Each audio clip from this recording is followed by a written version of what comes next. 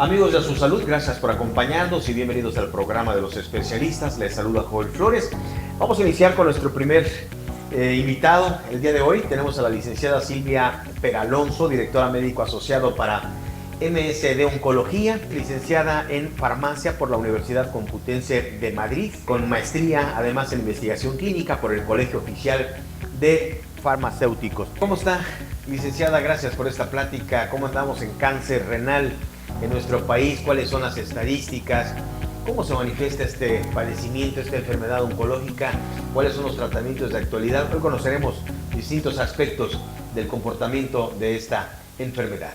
Gracias por esta plática, licenciada Silvia Peralonso. Muy buenos días a todos. Muchísimas gracias por este espacio. Es una oportunidad fabulosa en el entorno del Día Mundial del Cáncer Renal que se celebraba la semana pasada, el día 18 de junio, poder platicar un poco acerca del el carcinoma de células renales, ¿no?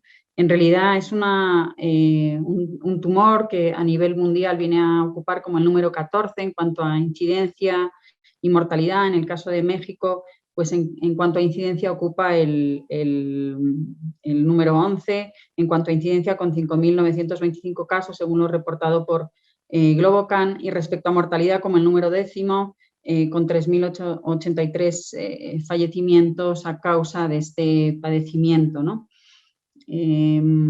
Respecto a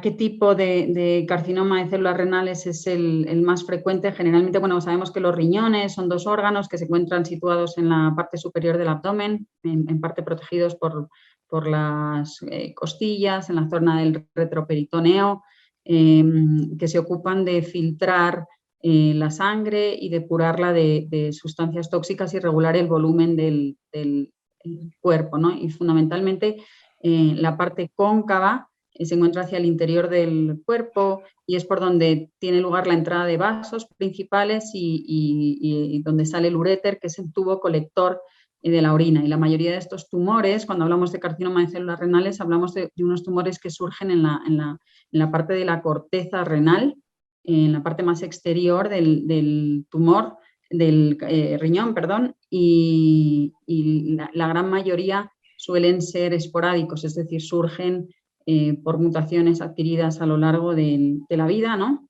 Y casi un 85% son esporádicos y en un porcentaje más pequeño, que no llega ni al 5%, suelen ser debidos a algún tipo de antecedente familiar, heredofamiliar. De estos 6.000 casos que aproximadamente se registran anualmente en México, un poco más de la mitad va a morir.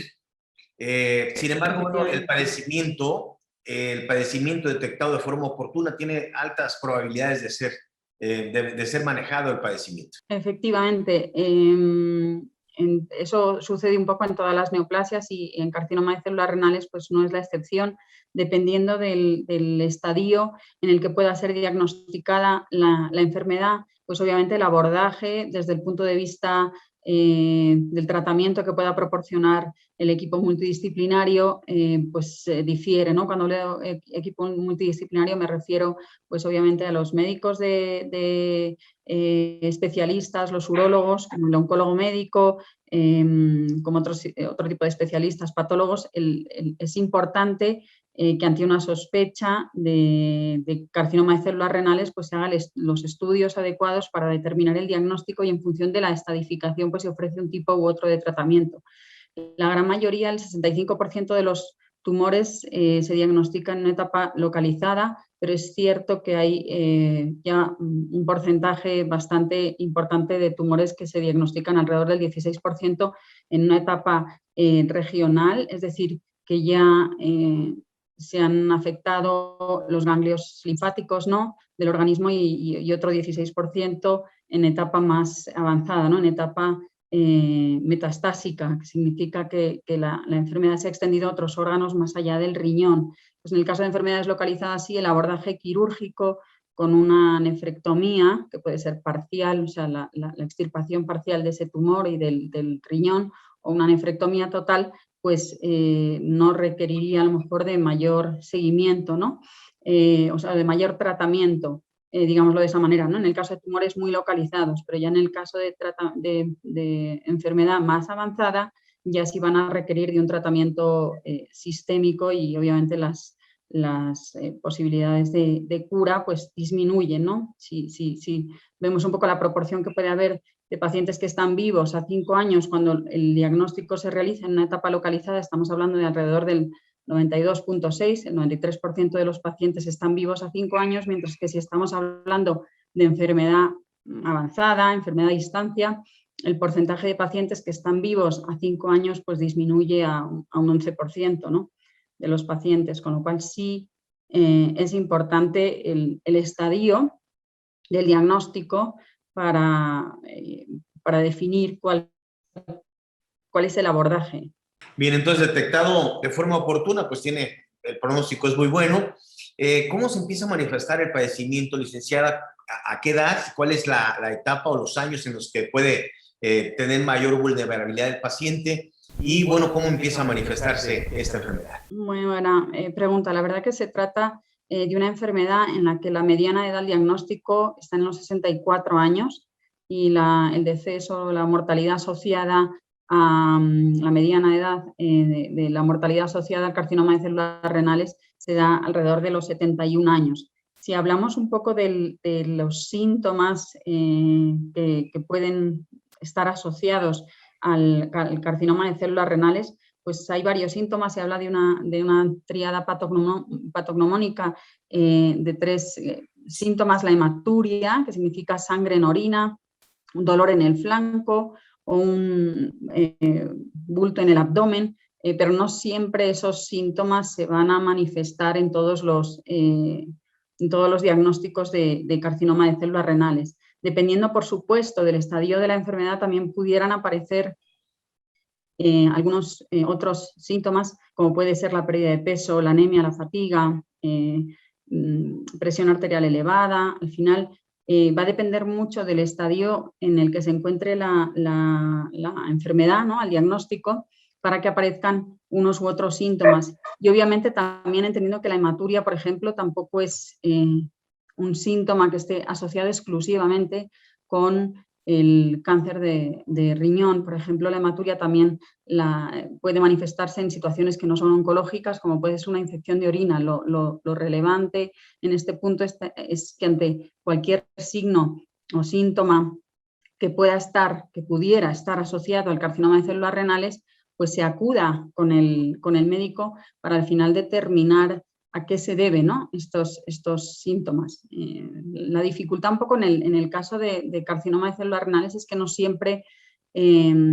existe la posibilidad de ser detectado en etapas muy tempranas. Si no existen signos y síntomas, el tumor puede alcanzar un tamaño mayor sin causar dolor u otros problemas, y tampoco es un órgano que pueda ser explorado o palpado durante una exploración física, ¿no? Se va a requerir de pruebas de imagen, generalmente ultrasonidos, para poder hacer una detección más precoz. De hecho, en ocasiones es frecuente que este tumor sea diagnosticado de manera anecdótica, es decir, el paciente acude para realizarse un ultrasonido, una prueba de imagen para otro tipo de padecimiento, y se identifica esa masa en el riñón, ¿no? Entonces, sí, obviamente esos signos o síntomas que he mencionado de la hematuria, del dolor en el flanco, del dolor de espalda u otros que pudieran estar asociados con enfermedad más avanzada, como la anemia, el cansancio, la pérdida de peso, sí, obviamente tenemos que prestar la debida atención y, como digo, acudir al médico especialista, que será quien pueda realizar un diagnóstico y descartar otro tipo de padecimiento. Sabemos que la manifestación de este padecimiento, bueno, hay distintos factores que lo predisponen, ¿no?, y se sigue en investigación. Pero ¿cuáles son aquellos factores que predisponen al cáncer y que podemos disminuir el riesgo? Efectivamente, creo que es súper relevante esta pregunta, porque hay factores de riesgo que están asociados con ciertos padecimientos, y en el caso de carcinoma de células renales ya se conocen algunos factores de riesgo. Eso no significa que por el hecho de tener ese factor de riesgo vayas a desarrollar un cáncer de riñón. Y lo más relevante de este tema es que hay factores de riesgo que son modificables. Cuando me refiero a que son modificables es que evitándolos, pues obviamente va a disminuir uno el riesgo del padecimiento de este tipo de tumores. Por ejemplo, el tabaco claramente no es el único factor de riesgo asociado, no es, el tabaco no está exclusivamente asociado con el carcinoma de células renales, hay otros muchos tumores asociados al tabaquismo, pero obviamente el tabaco es un factor de riesgo claro para el carcinoma de células renales. Pensemos que a la hora de todas las toxinas y carcinógenos que se están inhalando al fumar, pues al final acaban siendo depurados a nivel de los riñones, ¿no? Pasan a través de la sangre y al final acaban siendo depurados por la sangre, con lo cual por eso también el tabaquismo se asocia al carcinoma de células renales. La obesidad está asociada también al carcinoma de células renales, hábitos dietéticos específicos, ¿no? Un alto consumo de hidratos de carbono, de carne roja, pues sí puede estar asociado a un incremento en el riesgo de desarrollar este tipo de factores de riesgo, y creo que son hábitos prevenibles, ¿no? También la hipertensión, el lograr tener una presión arterial controlada, pues puede evitar el poder desarrollar este tipo de tumor. Otro tipo de factores pueden ser la exposición ocupacional a ciertos carcinógenos, a lo mejor pacientes que presenten, sí, familiares de primer grado que han padecido carcinoma de células renales o a una edad muy temprana, sí, pues es un factor de riesgo y sería recomendable pues, que tuvieran una vigilancia más estrecha que el resto de los pacientes. Y hay otro tipo de factores como puede ser pues, la edad avanzada, en el caso del género masculino, que se da alrededor de 1,5 veces más en hombres que en mujeres, pues a lo mejor son factores de riesgo que no son modificables, pero por supuesto los hábitos alimenticios,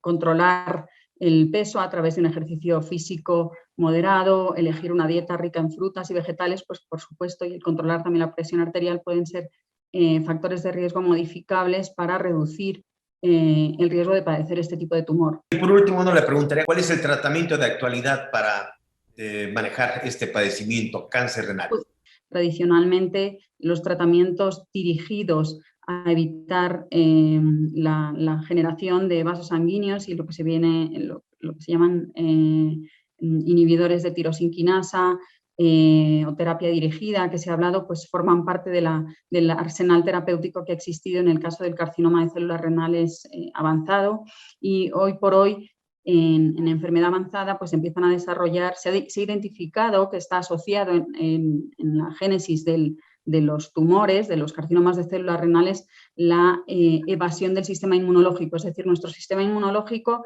se encuentra de manera continua como rastreando las células tumorales que se puedan generar en el cuerpo, y los linfocitos T, que es una célula especializada de nuestro sistema inmunológico, actúa destruyendo esas posibles células tumorales. Lo que hace el tumor para lograr seguir creciendo y aumentando el tamaño es evadir el control de esos linfocitos T, tratando pues eso de evadir al sistema inmunológico y logrando un escape de ese control. Entonces, obviamente, también las terapias que van dirigidas, la inmunoterapia que va dirigida a revertir ese mecanismo del tumor de escapar al control que existe por parte del sistema inmunológico, forman parte hoy por hoy de las opciones terapéuticas, hablando de enfermedad avanzada, que se tienen disponibles, y combinaciones de estos agentes pues se van aprobando a nivel internacional por parte de agencias reguladoras y pues obviamente también en México se irán incorporando este tipo de terapias más innovadoras, ¿no? Bueno, pues en el marco del Día Mundial del Cáncer Renal, que fue en días pasados, para ser precisos, 17 de junio, bueno, MSD tiene para bien pues crear, organizar actividades para concientizar la importancia de revisar oportunamente este padecimiento, acercándonos a los especialistas, pues para darle salud a nuestra función renal. Hay un hashtag con el fin de concientizar todo esto y que usted tenga más información. El hashtag es no lo ignores, que es con este fin, licenciada Silvia. La verdad que es una fantástica oportunidad que nos brindan ustedes el poder hacer difusión y concientización acerca de este tipo de padecimientos que pues, todos estamos unidos, ¿no?, en vencer estos desafíos de salud que tenemos hoy en día. Y obviamente MSD pues, se quiere unir a las personas, a las familias que enfrentan esta enfermedad, así como médicos, investigadores, gobiernos, reguladores que están alrededor de este padecimiento, ¿no? Creo que trabajando juntos progresaremos hacia la creación de un mundo sin cáncer, ¿no?, en un futuro. Así que agradezco mucho la oportunidad y desde luego no lo ignores. Es un muy buen hashtag para concientizar sobre este padecimiento.